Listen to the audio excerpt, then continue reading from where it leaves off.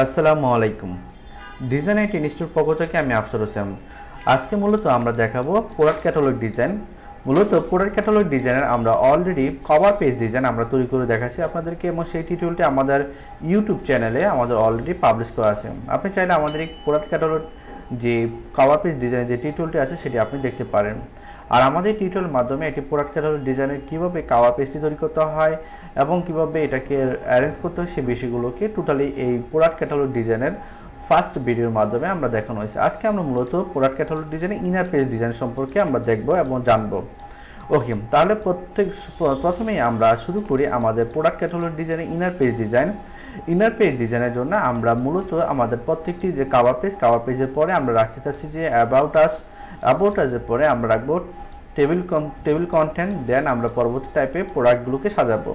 প্রথমে আজকে আমরা যে দুটি অপশন দেখাবো সেটি হচ্ছে যে আমাদের অ্যাবাউট আস এবং টেবিল কন্টেন্ট পেজ। এই দুটি পেজ কমপ্লিট করার পর আমরা ধীরে ধীরে আমাদের বাকি যে পেজগুলো আছে সেগুলো আমরা আপনাকে দেখানোর চেষ্টা করব। মূলত আমাদের এই প্রোডাক্ট ক্যাটালগ ডিজাইনে মূলত আমরা এখানে আমরা দেখাবো আপনাদেরকে 12 পেজের ডিজাইন। তো আমরা আজকে দেখাবো মূলত যতটুকু সম্ভব আপনাদেরকে আমরা দেখানোর চেষ্টা করব। আর এই প্রোডাক্ট ক্যাটালগ ডিজাইনের মাধ্যমে যদি আপনি কমপ্লিট করতে পারেন আমাদের এই ক্লাসটি, তাহলে অবশ্যই আপনি প্রোডাক্ট ক্যাটালগ ডিজাইনের পরবর্তী টাইমে আপনার কোনো ধরনের সমস্যা ক্রিয়েট হবে না। তো চলুন যে এই প্রোডাক্ট ক্যাটালগ ডিজাইন করার জন্য আপনাকে কি করতে হবে। একটি প্রোডাক্ট ক্যাটালগ ডিজাইন তৈরি করার জন্য আপনাকে যে প্রোডাক্ট নিয়ে আপনি কাজ করবেন সেই প্রোডাক্টের আপনার ছবি ইত্যাদি রাখার প্রয়োজন হবে। তো চলুন আমরা প্রথমে আগে অ্যাবাউট আস এবং কন্টেন্ট পেজগুলো তৈরি করি। প্রথমে আমাকে একটা মার্জিন নিতে হবে। এই মার্জিনটি মূলত আমরা কীভাবে নেব সেটার জন্য আমাকে একটা সাইজ আছে, সেই সাইজটি হচ্ছে যে আমাদের প্রথমে এসেছে আমাদের এখান থেকে একটি অবজেক্ট টেনে নিতে হবে। তো আমাদের এখানে দুইটি পেজকে আমি মূলত একটি করে নিয়েছি। এখানে একটা পেজ, এখানে একটা পেজ। দেন আমি অল প্রেস করে এটাকে কপি করে নিয়ে আসলাম। আসার পর আমি এই দুটিকে অবজেক্টকে সিলেক্ট করলাম। করার পর আমি অবজেক্ট থেকে পাথ থেকে অফসেট পাথে আসার পরে আমি এখানে মাইনাস 0.75 ইঞ্চি আমি নিয়ে নিব। দেন ওকে প্রেস করার পর আমি যে আমার যে মার্জিনটি মানে আমার সেই সেফটি মার্জিন সেগুলো আমি নিয়ে নিলাম। দেন মেকে গাইড করে দিব এটাকে অয়েল। তাহলে আমার এখান থেকে আমাদের সেফটি মার্জিন, সেই সেফটি মার্জিনটা আমরা এখানে নিয়ে নিলাম। এখন আসি যে আমাদের এই প্রোডাক্টের পেজের আমরা কি রাখতে চাচ্ছি। আমরা রাখতে চাচ্ছি এখানে অ্যাবাউট আস সম্পর্কে, কোম্পানি অ্যাবাউট আস সম্পর্কে আমি এখানে অ্যাড করব। তাহলে অ্যাবাউট আস সম্পর্কে অ্যাড করার ক্ষেত্রে আমি যে কালার নিয়ে কাজ করছি সেই কালারের কিছু অংশ আমি এখানে রাখতে চাচ্ছি। তাহলে অয়েল আমি এখান থেকে অবজেক্টটাকে কপি করে আমি এখান থেকে নিয়ে আসলাম। আসার পর আমি এখান থেকে এটাকে এই কালারটাকে আমি নিয়ে আসলাম এখানে অয়েল। তো আমি এখানে আসার পর আমি ভাবলাম যে আমার এখানে উপরে অ্যাবাউট আস থাকবে, পাশাপাশি আমি এখানে একটা প্রোডাক্ট রেখে কিছু ডেসক্রিপশন আমি এখানে অ্যাড করতে যাচ্ছি। তাহলে প্রথমেই আসি যেখানে আমি অ্যাবাউট আস সম্পর্কে লিখি, যেমন অ্যাবাউট আস এবং এই অ্যাবাউট আসের ফন্টের সাইজ কেমন হবে। আর আমরা যেটা সবসময় বলে দিয়েছি যে আপনি যদি কাজ করেন তাহলে যে কোনো একটি ফন্ট নিয়ে কাজ করবেন। যেমন একটি ফন্ট নিয়ে কাজ করলে কী হবে, পুরো ডিজাইনটাকে দেখতে সুন্দর লাগবে। তো আমি এখান থেকে আসার পর আমি যে ফন্ট নিয়ে কাজ করতে যাচ্ছি সেই ফন্টটাকে আমি সিলেক্ট করে দিলাম। দেন এখানে টাইপ থেকে আপার কেস করে দিচ্ছি অয়েল। তাহলে আমি এখান থেকে আমার যে অ্যাবাউট আস এটিকে আমি এখানে নির্ধারণ করে দিলাম। দেন অ্যাবাউট আজ আমি এখানে অ্যাবাউট লিখছি, আজটা আমি লিখে নিচ্ছি আজ। ওকে, দেন আমি এখান থেকে আসার পরে আমি টাইপ থেকে আপার কেস আবার করে নিচ্ছি এখানে আসার পর আমি এখানে কত সাইজ রাখবো, এই ফন্টের সাইজ কত রাখতে পারি। এই ফন্টের সাইজ আমরা সর্বোচ্চ আমরা এখানে 20 রাখতে পারি, বা 18 বা 20 এগুলো রাখতে পারি। তো আমরা এখানে 18 রাখলাম অ্যাবাউট আস সম্পর্কে অ্যাবাউট আস। দেন আমি যেটা উঠেছি তাহলে এরকম দেখা যাচ্ছে। এখন অ্যাবাউট আস সম্পর্কে কী হতে হবে, এখানে বাই ডিফল্ট ট্যাক্স ইউজ করতে হবে। এখন বাই ডিফল্ট ট্যাক্স আমরা কোথায় দিব, মূলত অ্যাডোবি ইলাস্ট্রেটর থেকে এখন অটোমেটিক্যালি আপনি টাইপ টুল দিয়ে যখন আপনি একটু ড্র্যাগ করবেন তাহলে আপনি এখানে বাই ডিফল্ট লরেন্সের ফন্ট পেয়ে যাবেন। তাহলে এখানে আসার পরে আমি এই ফন্ট সাইজটাকে আমি ছোটো করে দেবো। দেন আমি এখান থেকে আসার যে ডেসক্রিপশন আছে সেই ডেসক্রিপশন অনুযায়ী আমার এটাকে ফন্ট সাইজটাকে আমরা সর্বোচ্চ 12 অথবা 10 রাখতে পারি। তাহলে আমি এখান থেকে 10 রেখে নিচ্ছি বা 12 রেখে নিতে পারবো। এখান থেকে আপনি 10-এর নিচে যাবেন না, তাহলে কী হবে A4 সাইজে কিন্তু ওই লেখাটা বোঝা যাবে না। দেন আসার পর আমি এখানে 11 আছে অয়েল।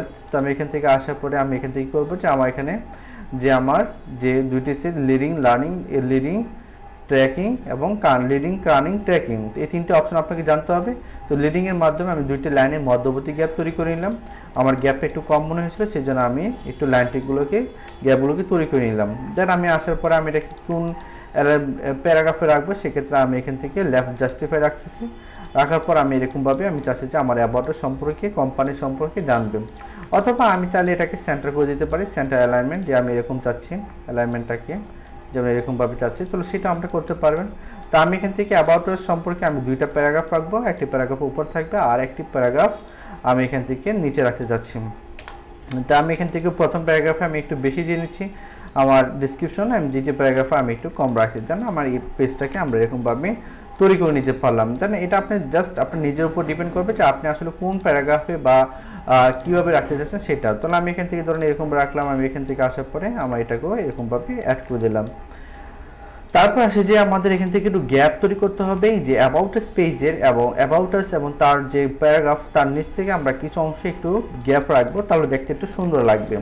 দেন আমি এটাকে একটু কমাই দিচ্ছি। ওকে, এখন আসে যে আমাদের যে পেজটাকে আমরা একটু মেজারমেন্ট 1/3 আমরা অ্যাবাউট আস রাখি, 1/3 রাখার পরে আমরা এখান থেকে এরকমভাবে টোটাল আমরা এখানে রেখে নিলাম।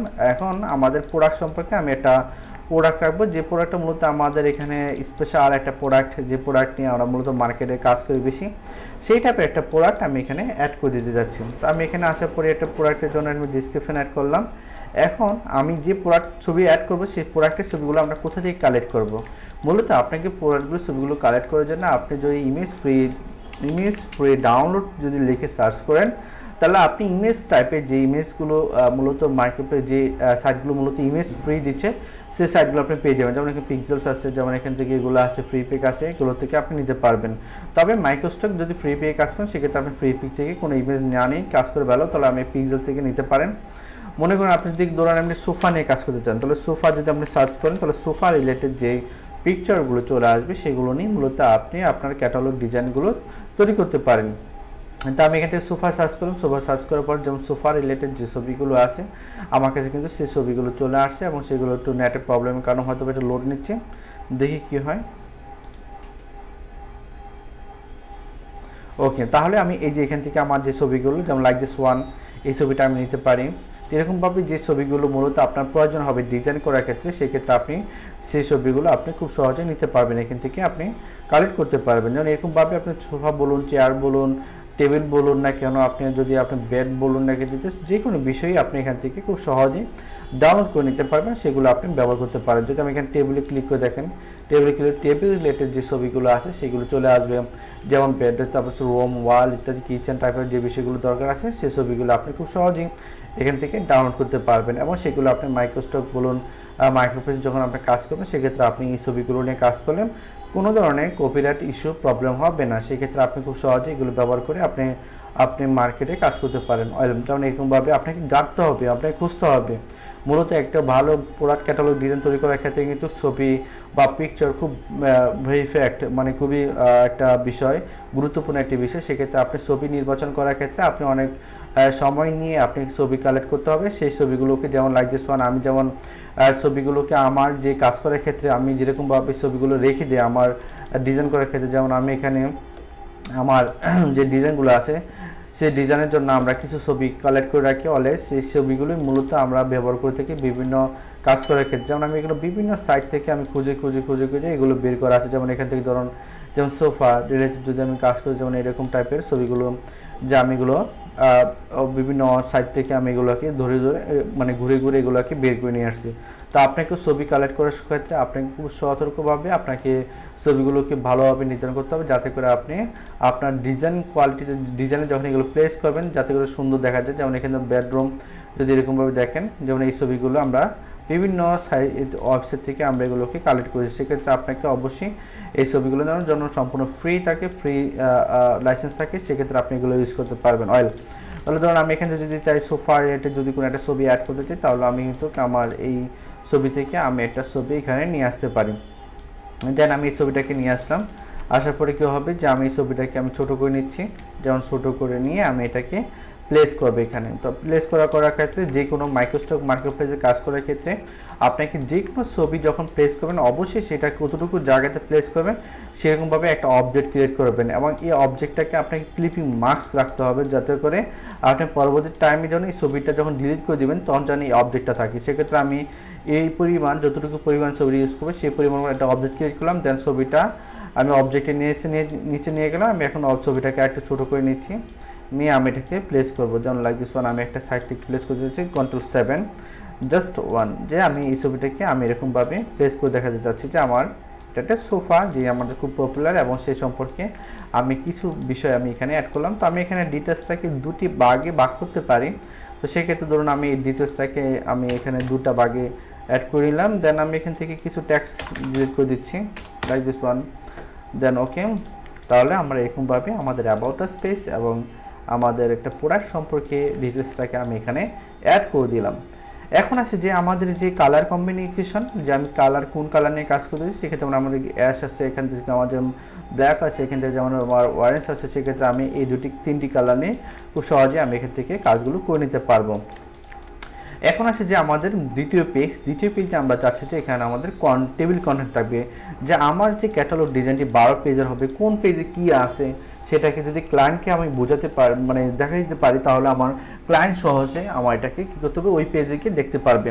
আপনি যখন কোথাও শপিং মলে যান বা আপনি যদি কোনো ব্র্যান্ডে যান, তাহলে আপনি দেখবেন আপনাকে প্রোডাক্ট ক্যাটালগ ডিজাইন দিয়ে থাকবে, যে ক্যাটালগ থেকে আপনাকে বলবে যে আপনি কোন ডিজাইনটাকে পছন্দ করেন বা কোন প্রোডাক্টটা পছন্দ করেন, সেটা আপনাকে সিলেক্ট করে নেন। লাইক দিস ওয়ান, যেমন আপনি যদি কোনো শাড়ি দোকানে অথবা কোনো জুয়েলার্সের দোকানে যদি যান, তাহলে সেক্ষেত্রে কিন্তু আপনাকে ক্যাটালগ শো করা হয়, যাতে করে আপনি ওই ক্যাটালগ দেখে যদি আপনি আপনার ডিজাইনটিকে চুজ করতে পারেন এবং আপনার ড্রেসটাকে সিলেক্ট করতে পারেন। ঠিক সিমিলার এখানে একই অবস্থা, যে আপনি যখন এই ডিজাইনটি করবেন, যে ক্লায়েন্ট আপনার এই ডিজাইনটা বাই করবে, সে অবশ্যই তার কোম্পানির জন্য, তো সেক্ষেত্রে অবশ্যই আপনাকে টেবিল কন্টেন্ট বিষয়টাকে আপনি এখানে খুব সহজেই সুন্দর করে তুলে দিতে হবে। তাহলে চলুন আমাদের এখানে টেবিল কন্টেন্ট সম্পর্কে আমরা এখানে একটা পেজ তৈরি করব।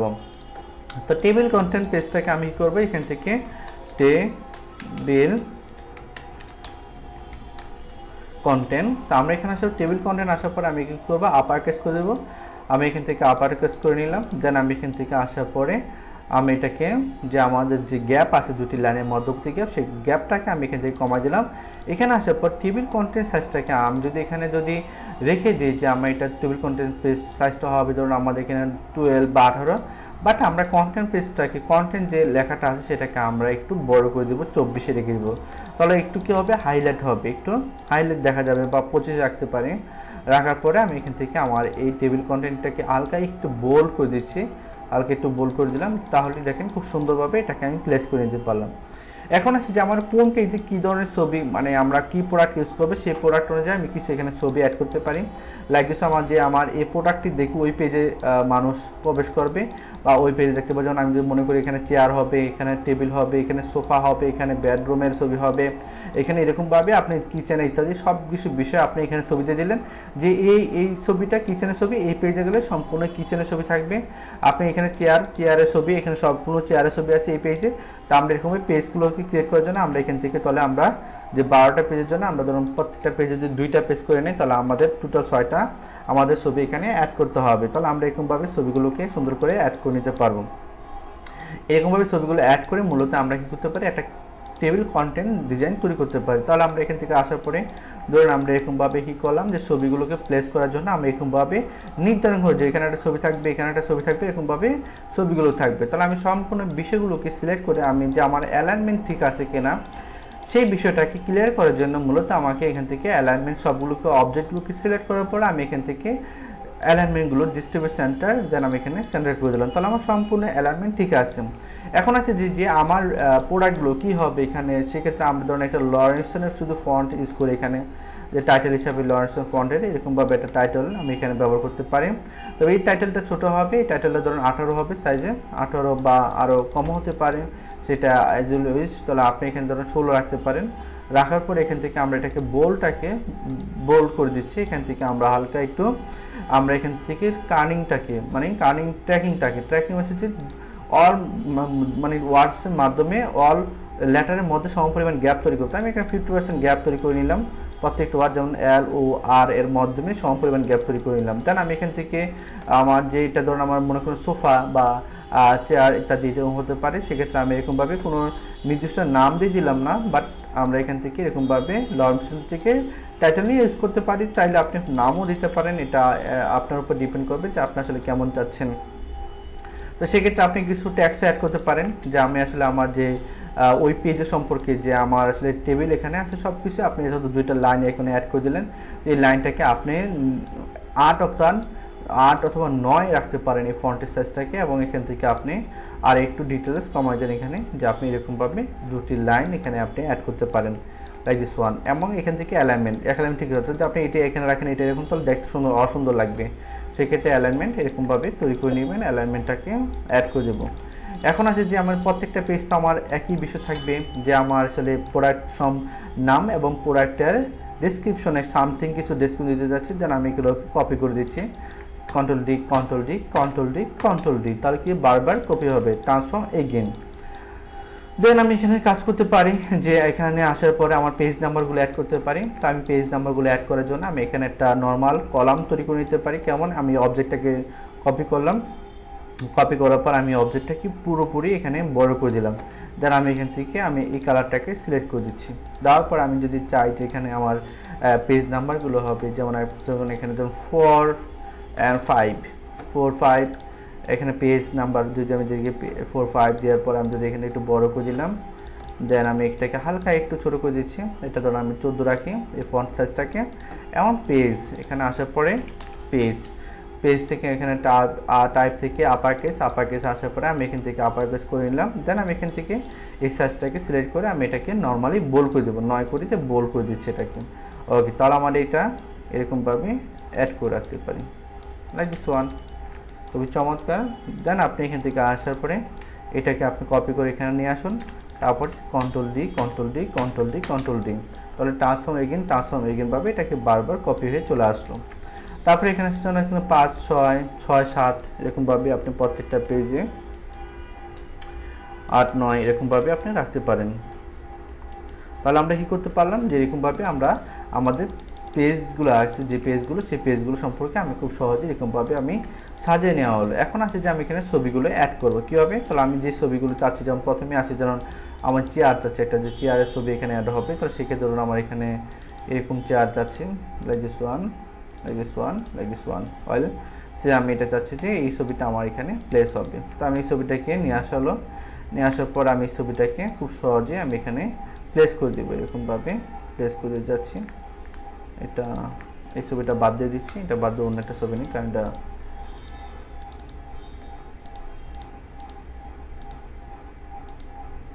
এই ছবিটা নিচ্ছি।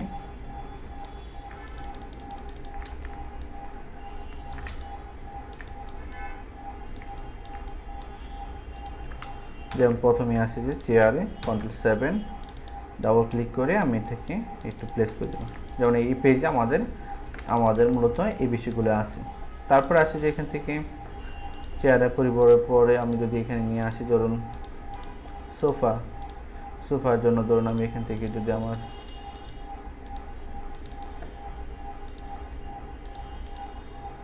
সোফার জন্য ধরুন আমি এই ছবিটাকে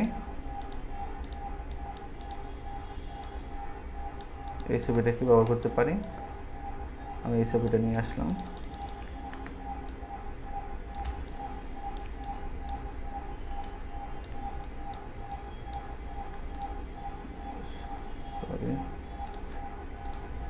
দেন আমি এটাকে প্লেস করে দিচ্ছি কন্ট্রোল 7 ডাবল ক্লিক করে আমি এটাকে আর ছোটো করে দিচ্ছি সোফা।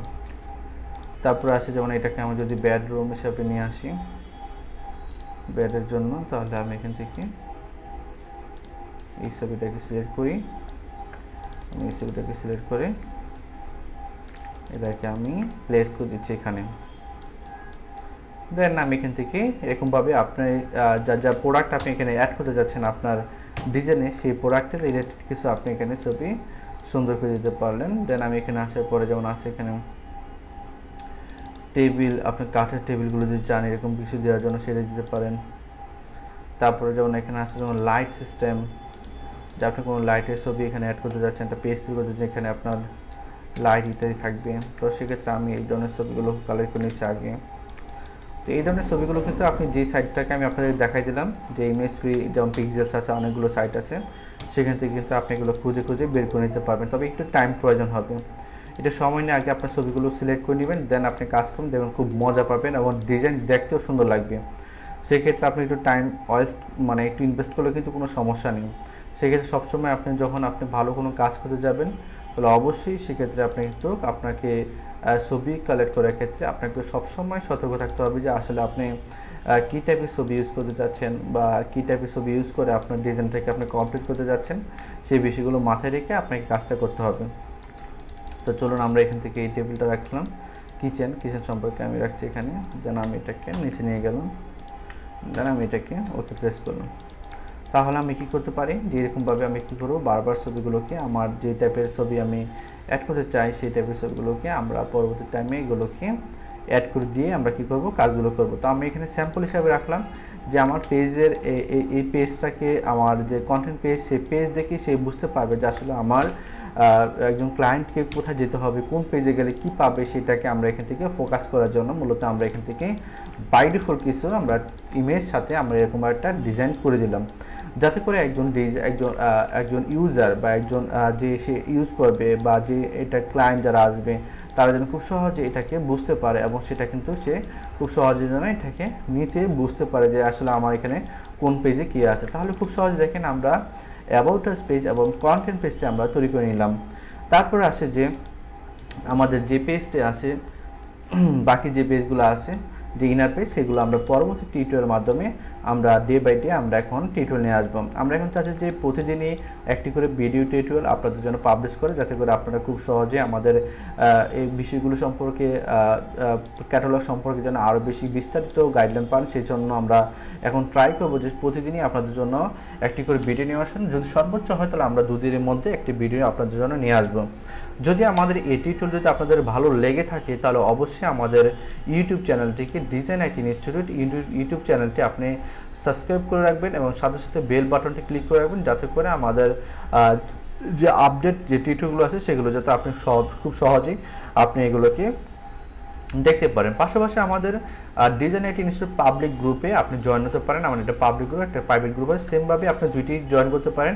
আমাদের এই পাবলিক গ্রুপের মাধ্যমে আমরা আমাদের যে টিউটোরিয়ালগুলো আছে সেগুলো আমরা পাবলিশ করে থাকবে এবং সেই ক্ষেত্রে আপনি এখান থেকেও আমাদের এই পেজের সাথে আপনি জয়েন থাকলে আপনি যদি কোনো ধরনের হেল্প প্রয়োজন হয়, কোনো ধরনের বিষয় যদি জানার প্রয়োজন হয়, তাহলে আমাদের এই গ্রুপে এসে আপনি কমেন্ট পোস্ট করতে পারেন। সেক্ষেত্রে আমরা আপনাদেরকে হেল্প করার চেষ্টা করব। পাশাপাশি আমাদের টিউটোরিয়ালের আপনারা লাইক, কমেন্ট এবং কমেন্ট করবেন, যাতে করে আপনাদের কোথায় কী সমস্যা হচ্ছে সেগুলোকে আমাদেরকে জানাবেন। তাহলে আমরা আপনাদেরকে কন্টিনিউয়াস আরও ভালো টিউটোরিয়াল তৈরি করার জন্য আমাদের হেল্প হবে এবং আমরা চেষ্টা করবো যে আরও ভালো ভালো টিউটোরিয়াল আপনাদের জন্য নিয়ে আসার জন্য। তো সবাই ভালো থাকবেন, আল্লাহ হাফেজ।